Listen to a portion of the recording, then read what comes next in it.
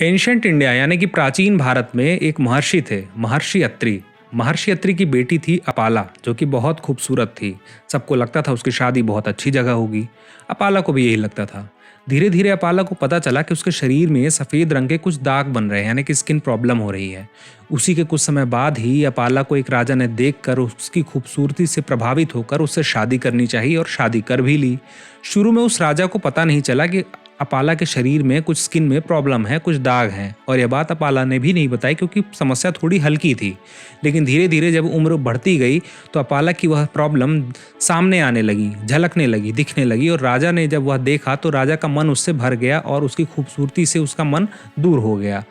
जब अपाला ने यह महसूस किया कि उसके पति का उससे लगाव नहीं रह गया तो उसे बहुत बुरा लगा और वह अपने घर आ गई। उसने अपने पिता से सारी बात बताई और पिता ने उससे कहा कि कोई बात नहीं, तुम रहो, यह तुम्हारा अपना घर है, लेकिन तुम्हें एक काम करना होगा, तुम्हें तप करना होगा। अगर तुम तप करोगी तो देवता तुमसे प्रसन्न हो जाएंगे और तुम्हारी सारी समस्या जो स्किन की है उसको सॉल्व कर देंगे। अपाला ने वही किया, उसने तप किया। तप करने से देवता प्रसन्न हुए और उसने अपना सम्मान वापस प्राप्त कर लिया। इससे हमें यह भी पता चलता है कि अगर हम अपनी ज़िंदगी में कुछ बड़ा हासिल करना चाहते हैं, सम्मान प्राप्त करना चाहते हैं, तो हमें भी तप करना पड़ेगा। और तप करने का मतलब यह नहीं कि हमें पूजा पाठ करना पड़ेगा। तप करने का सीधा मतलब यह है कि हमें बहुत सारी मेहनत करनी पड़ेगी।